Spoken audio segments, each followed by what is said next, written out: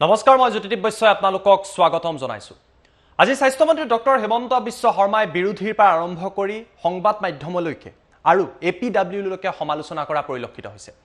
স্বাস্থ্যমন্ত্ৰীগৰাকীক আজি কেইবাটাও প্ৰশ্ন কৰা হৈছিল, য'ত তেওঁ ক্ষুণ্ণ হৈ পৰি বিৰোধীৰ দলপতি দেৱব্ৰত শইকীয়া, প্ৰাক্তন মুখ্যমন্ত্ৰী তৰুণ গগৈক কটাক্ষ কৰা পৰিলক্ষিত হৈছে। হিমন্ত বিশ্ব শৰ্মাই কৈছে, এতিয়া যাৰ যিমান মন যায় তেওঁলোকে গোল পোষ্টত গোল দি থাকক। কৰোনা শেষ হোৱাৰ পিছতে প্ৰতিদিনেই তেওঁ 100টাকৈ গোল দিব।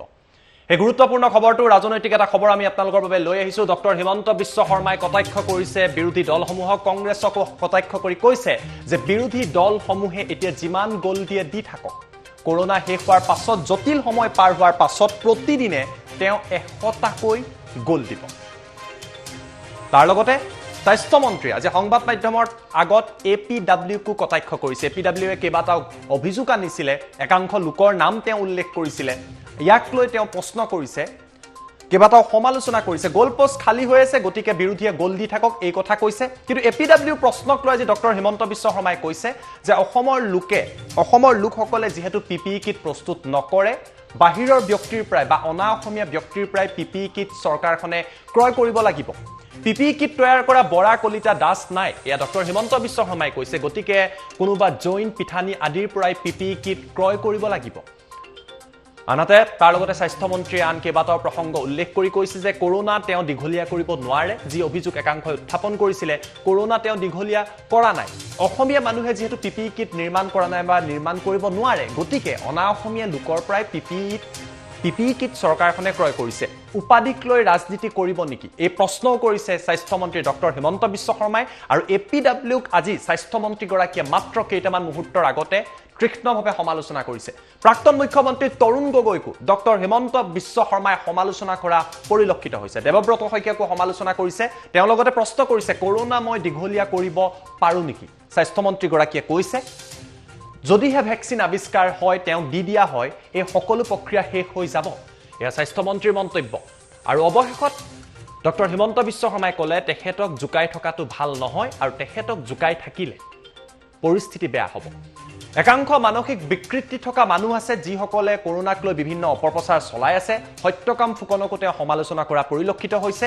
এইদৰে আজি ক্ষোভ উজাৰিছে স্বাস্থ্যমন্ত্ৰী ডক্টৰ হিমন্ত বিশ্ব শৰ্মাই। কৰোনাৰ সময়ত বিভিন্ন বিৰোধী দলৰ পৰা আৰম্ভ কৰি বিভিন্ন প্ৰান্তত হিমন্ত বিশ্ব শৰ্মাই ৰাজনীতি কৰাৰ অভিযোগ উত্থাপিত হৈছিলে। বিজেপি চৰকাৰে এই কৰোনাৰ বিষয়টোক লৈ যে ৰাজনীতি কৰাৰ অভিযোগ উত্থাপিত হৈছিলে, তাক লৈ ডক্টৰ হিমন্ত বিশ্ব শৰ্মা আজি ক্ষুণ্ণ হৈ পৰিছে আৰু কেইবাটাও তাৎপৰ্যপূৰ্ণ মন্তব্য কৰিছে। আমাৰ লগত সেই মন্তব্যটো, সম্পূৰ্ণ মন্তব্যটো আহি পৰিছে, এটা দীঘলীয়া মন্তব্য, য'ত তেওঁ 7 মিনিটৰ সেই মন্তব্যত সকলো কথা প্ৰকাশ কৰিছে।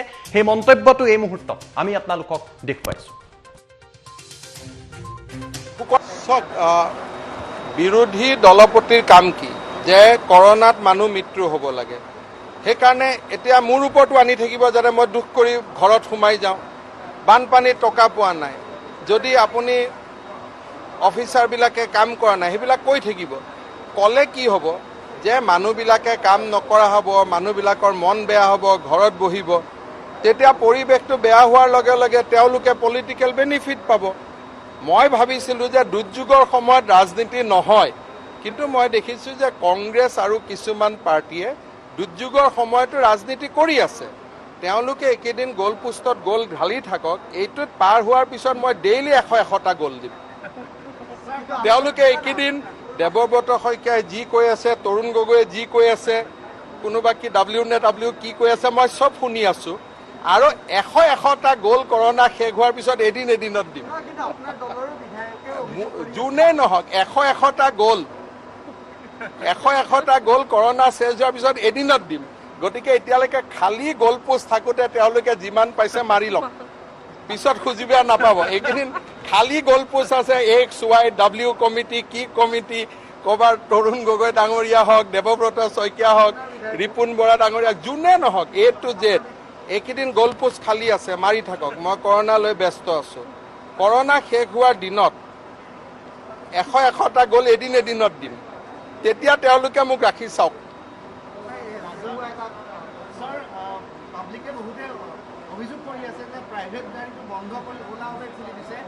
যাৰ কাৰণে ওলা উবেৰত বেছি সংক্ৰমণ হ'ব পাৰে বুলি কৈ আছে স্যাৰ তেনেকুৱা কথা নহয় প্ৰাইভেট গাড়ী এখন যেতিয়া মানুহে খুলি দিয়ে তেওঁ 10 জাগাত যায় ওলা উবেৰ খুলি দিলে পকেটৰ পৰা টকা দিব লাগিব তেতিয়া তেওঁ এক জাগাৰ বাদে দ্বিতীয় জাগাত নাযাব যদি প্ৰাইভেট গাড়ী খুলি দিয়ে তেতিয়া তেওঁ ৰাতিপুৱা ইটো জাগাত যাব গধূলি যাব জাগিৰোডো ফুৰিব যাব ইটো যাব কিন্তু ওলা উবেৰত পইচা দি যেতিয়া উঠিম আৰু ভাড়া গাড়ীত উঠিম তেতিয়া প্ৰয়োজন হ'লেহে উঠিম গতিকে মই এটা কথা গুৱাহাটীৰ মানুহ ৰাইজক অনুৰোধ কৰিম যে লকডাউনৰ প্ৰত্যেকটো সিদ্ধান্ত বিশেষজ্ঞৰ লগত আলোচনা কৰি এটাকৈ আমি কৰিছোঁ বহুত বেছি ফেচবুক ছ'চিয়েল মিডিয়াত এক্সপাৰ্ট কমেণ্ট ওলাই থকাটো আমাৰ কাৰণে ঠিক নহয় হোম কোৱাৰেণ্টাইনৰ ওপৰত বহুত ডাঙৰ এক্সপাৰ্ট কমেণ্ট ওলাল আজিতো হোম কোৱাৰেণ্টাইনতে মানুহজন ঢুকাই গ'ল ইমান দিনটো কংগ্ৰেছে মোক সমালোচনা কৰি আছিল কিয় হোম কোৱাৰেণ্টাইন দিয়া নাই এতিয়া মই কংগ্ৰেছক সুধিছোঁ সেই মানুহজনৰ মৃত্যুৰ দায়িত্ব কোনে ল'ব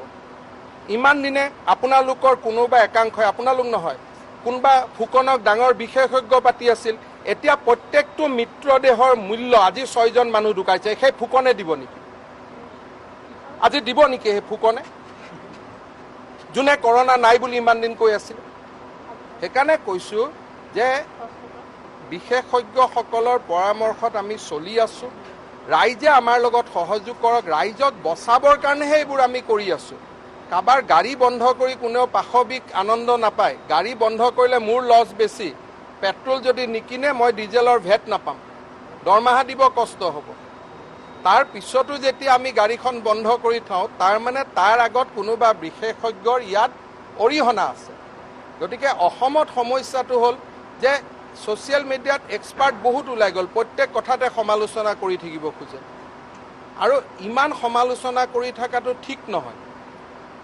যে ওলা উবেৰত নাহিব নেকি আকৌ ওলা উবেৰখন বন্ধ কৰি দিলে কয় ওলা উবেৰৰ মানুহবিলাকক এই চৰকাৰখনৰ দুখীয়া মানুহৰ প্ৰতি মৰম নাই দুইফালে কিয় মাৰি থাকে ভাই একফালে মাৰক না এনেকে নিয়ম আছে নেকি বুলি ক'লেও মাৰে কা বুলি ক'লেও মাৰে এইটো কি নিয়ম চলি আছে এইটোতো অসমত অশান্তি চলি আছে ভাই এটা এসোপা মাৰোৱাৰী মানুহৰ নাম দি দিব অমুকক ব্যৱসায় দিছে এটা পিপি কিট বনোৱা বৰা কলিতা দাস কেইজন পৃথিৱীত জন্ম হৈছে এটা কোনোবা বৰা কলিতা দাসে পিপি কিট বনায় নেকি তো পিপি কিট যদি আমি আনিব লাগে কোনোবাতো জৈন কোনোবা পিঠানী কোনোবা কি উপাধি আছে সেইবিলাকৰ পৰাইতো আনিব লাগিব কাৰণ অসমৰ বাহিৰত যদি পিপি কিট হয় অসমীয়া মানুহেতো পিপি কিট বনাব নোৱাৰে নে বনাব পাৰিব য'ৰ প্ৰডাকশ্যনটোৱে অসমত নহয় তো উপাধি কেইটালৈ আপুনি ৰাজনীতি কৰিব নেকি হয়নে এটা কৈছে অমুকক ব্যৱসায় দিলে আৰে মই এটা ব্যৱসায় ৰেমডিচিভিৰ বনোৱা কোম্পানীটোৰ মালিকজনটোতো অসমীয়া নহয় এটা ব্যৱসায়টো অনা অসমীয়াকে দিব লাগিব কিন্তু অসমৰ যদি হিচাপ কৰে যে খোৱা বস্তুৰ ছাপ্লাইটো কাক দিছে এইটো আমি অসমীয়া মানুহক দিছোঁ বা অসমবাসীক দিছোঁ কিন্তু এতিয়া যদি টচলি জুমাত কিনিব লাগে আইটলি জুমাপ যদি কিনিব লাগে সেইটোতো কোনোবা এজন অনা অসমীয়া উপাধিৰ মানুহৰ কোম্পানীৰ পৰাই কিনিব লাগিব তো এই ধৰণৰ যেতিয়া নিকৃষ্ট ৰাজনীতি মানুহে কৰে তেতিয়া তেওঁলোক তলত যায় মানুহ নিজে তলত নাযায় আৰু এইবিলাক জানি বুজি যেতিয়া তৰুণ গগৈয়ে কয় ইনকুৱাৰী কৰিব লাগে তেতিয়া তৰুণ গগৈ কয় এইটোতো আপোনাক বচাবৰ কাৰণে এইবিলাক কৰি আছোঁ ভাই কাৰণ মইতো ভাল নাৰেবুল নহয় মোৰ বয়স চাই আপোনালোক ভাল নাৰেবুল নহয় তৰুণ গগৈ নহ'লেও তেওঁৰ ধৰণৰ যিবিলাক 80-82 বছৰ 90 বছৰৰ মানুহ আছে তেওঁলোকক বচাবৰ কাৰণেতো 4 মাহে দিনে ৰাতিয়ে টোপনি খস্ত কৰি ঘূৰি আছোঁ তেওঁৰ বেমাৰ নহ'ব পাৰে তেওঁ হয়তো কিবা মেডিচিন আছে কিন্তু তেওঁৰ বয়সৰ বাকী মানুহবিলাকৰ হৈ আছে নহয়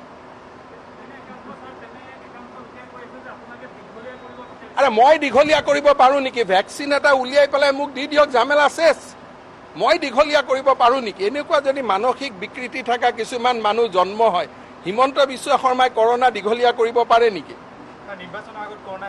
এটা কেনেকৈ মই ক'ম যদি বিজ্ঞানী এজন জন্ম দিব লাগিব বিজ্ঞানীয়ে ভেকচিন উলিয়াই দিব লাগিব এটা কৰোনাই অসমৰ ইলেকশ্যন হিচাপ কৰি আছে নেকি এনেকুৱা মূৰ্খ মানুহটো মই জীৱনতো দেখা নাছিলোঁ যে অসমৰ ইলেকশ্যন আৰু কৰোনা যোগ কৰি দিয়ে আৰে কৰোনা ভগৱানে সৃষ্টি কৰা বস্তু এটা ইলেকশ্যন কমিশ্যনে সৃষ্টি কৰা বস্তু দুইটাৰ মাজত সম্পৰ্ক কেনেকৈ হ'ব মোক কওকচোন কালি পৰহি ক'ব কেঞ্চাৰো অসমত হৈছে হিমন্ত বিশ্ব শৰ্মাৰ কাৰণে, কৰোণাও অসমত হৈছে হিমন্ত বিশ্ব শৰ্মাৰ কাৰণে। হিমন্ত বিশ্ব শৰ্মাই কৰোণা দীঘলীয়া কৰি আছে। এনেকুৱা কথা কোৱা মানুহৰ সমান মূৰ্খ মানুহ পৃথিৱীত জন্ম হৈছে নেকি? তাৰমানে ট্ৰাম্পে কৰোণা তাতে দীঘলীয়া কৰি আছে নেকি?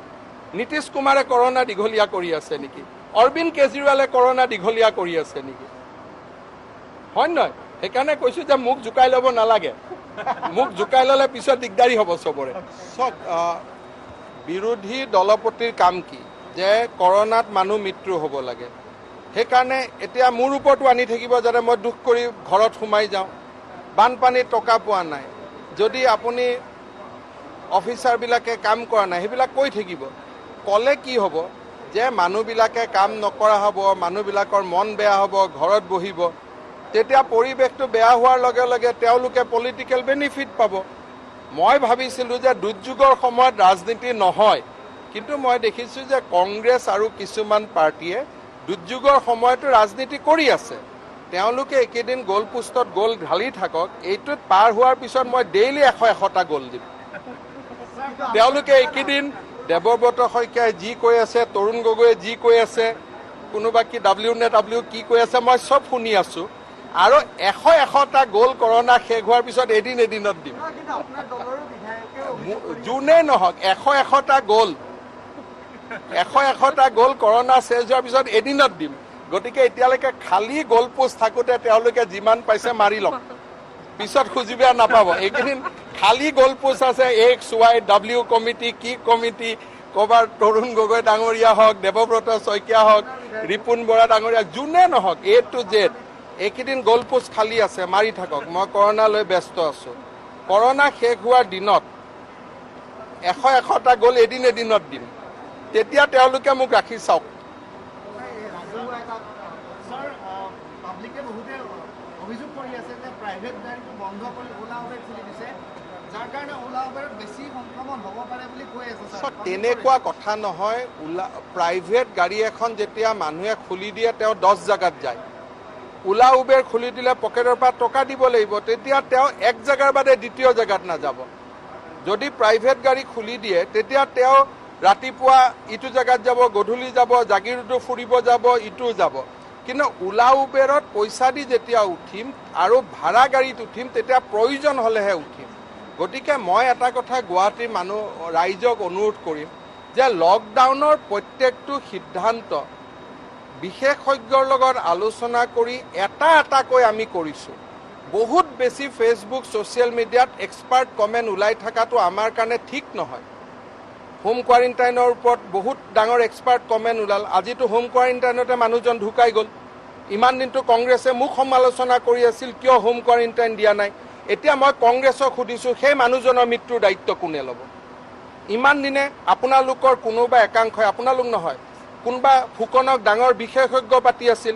এতিয়া প্ৰত্যেকটো মৃতদেহৰ মূল্য, আজি 6জন মানুহ ঢুকাইছে, সেই ফুকনে দিব নেকি?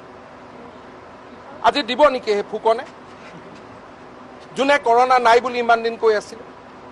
সেইকাৰণে কৈছোঁ যে বিশেষজ্ঞসকলৰ পৰামৰ্শত আমি চলি আছোঁ। ৰাইজে আমাৰ লগত সহযোগ কৰক। ৰাইজক বচাবৰ কাৰণেহে এইবোৰ আমি কৰি আছোঁ। কাৰোবাৰ গাড়ী বন্ধ কৰি কোনেও পাশবিক আনন্দ নাপায়। গাড়ী বন্ধ কৰিলে মোৰ লছ বেছি। পেট্ৰল যদি নিকিনে মই ডিজেলৰ ভেট নাপাম, দৰমহা দিব কষ্ট হ'ব। তাৰ পিছতো যেতিয়া আমি গাড়ীখন বন্ধ কৰি থওঁ, তাৰ আগত কোনোবা বিশেষজ্ঞৰ ইয়াত অৰিহণা আছে। গতিকে অসমত সমস্যাটো হ'ল যে ছ'চিয়েল মিডিয়াত এক্সপাৰ্ট বহুত ওলাই গ'ল, প্ৰত্যেক কথাতে সমালোচনা কৰি থাকিব খোজে। আৰু ইমান সমালোচনা কৰি থকাটো ঠিক নহয়। যে ওলা উবেৰত নাহিব নেকি, আকৌ ওলা উবেৰখন বন্ধ কৰি দিলে কয় ওলা উবেৰৰ মানুহবিলাকক এই চৰকাৰখনৰ দুখীয়া মানুহৰ প্ৰতি মৰম নাই। দুইফালে কিয় মাৰি থাকে ভাই, একফালে মাৰক না। এনেকে নিয়ম আছে নেকি? বুলি ক'লেও মাৰে, বুলি ক'লেও মাৰে। এইটো কি নিয়ম চলি আছে? এইটোতো অসমত অশান্তি চলি আছে ভাই। এটা এসোপা মাৰোৱাৰী মানুহৰ নাম দি দিব, অমুকক ব্যৱসায় দিছে। এতিয়া পিপি কিট বনোৱা বৰা, কলিতা, দাস কেইজন পৃথিৱীত জন্ম হৈছে? এতিয়া কোনোবা বৰা, কলিতা দাসে পিপি কিট বনাই নেকি? তো পিপি কিট যদি আমি আনিব লাগে, কোনোবাতো জৈন, কোনোবা পিঠানী, কোনোবা কি উপাধি আছে, সেইবিলাকৰ পৰাইতো আনিব লাগিব। কাৰণ অসমৰ বাহিৰত যদি পিপি কিট হয় অসমীয়া মানুহেতো পিপি কিট বনাব নোৱাৰে নে বনাব পাৰিব য'ৰ প্ৰডাকশ্যনটোৱে অসমত নহয় তো উপাধি কেইটালৈ আপুনি ৰাজনীতি কৰিব নেকি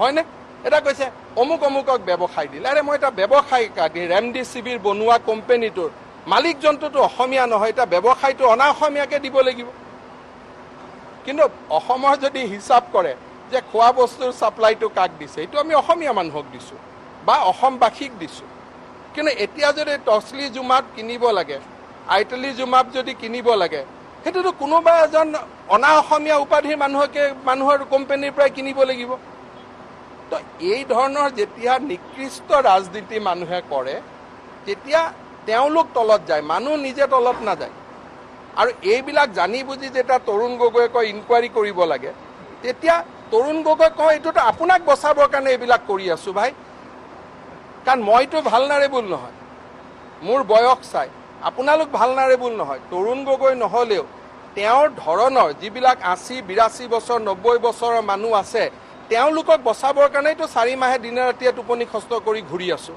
তেওঁৰ বেমাৰ নহ'ব পাৰে তেওঁ হয়তো কিবা মেডিচিন আছে কিন্তু তেওঁৰ বয়সৰ বাকী মানুহবিলাকৰ হৈ আছে নহয় আৰে মই দীঘলীয়া কৰিব পাৰোঁ নেকি ভেকচিন এটা উলিয়াই পেলাই মোক দি দিয়ক জামেলা চেছ মই দীঘলীয়া কৰিব পাৰোঁ নেকি এনেকুৱা যদি মানসিক বিকৃতি থকা কিছুমান মানুহ জন্ম হয় হিমন্ত বিশ্ব শৰ্মাই কৰোণা দীঘলীয়া কৰিব পাৰে নেকি এটা কেনেকৈ মই ক'ম যদি বিজ্ঞানী এজন জন্ম দিব লাগিব বিজ্ঞানীয়ে ভেকচিন উলিয়াই দিব লাগিব এটা কৰোণাই অসমৰ ইলেকশ্যন হিচাপ কৰি আছে নেকি এনেকুৱা মূৰ্খ মানুহটো মই জীৱনতো দেখা নাছিলোঁ যে অসমৰ ইলেকশ্যন আৰু কৰোণা যোগ কৰি দিয়ে আৰে কৰোণা ভগৱানে সৃষ্টি কৰা বস্তু এটা ইলেকশ্যন কমিশ্যনে সৃষ্টি কৰা বস্তু দুইটাৰ মাজত সম্পৰ্ক কেনেকৈ হ'ব মোক কওকচোন কালি পৰহি ক'ব কেঞ্চাৰো অসমত হৈছে হিমন্ত বিশ্ব শৰ্মাৰ কাৰণে কৰোণাও অসমত হৈছে হিমন্ত বিশ্ব শৰ্মাৰ কাৰণে হিমন্ত বিশ্ব শৰ্মাই কৰোণা দীঘলীয়া কৰি আছে এনেকুৱা কথা কোৱা মানুহৰ সমান মূৰ্খ মানুহ পৃথিৱীত জন্ম হৈছে নেকি তাৰমানে ট্ৰাম্পে কৰোণা তাতে দীঘলীয়া কৰি আছে নেকি নীতিশ কুমাৰে কৰোণা দীঘলীয়া কৰি আছে নেকি অৰবিন্দ কেজৰিৱালে কৰোণা দীঘলীয়া কৰি আছে নেকি হয় নহয় সেইকাৰণে কৈছোঁ যে মোক জোকাই ল'ব নালাগে মোক জোকাই ল'লে পিছত দিগদাৰী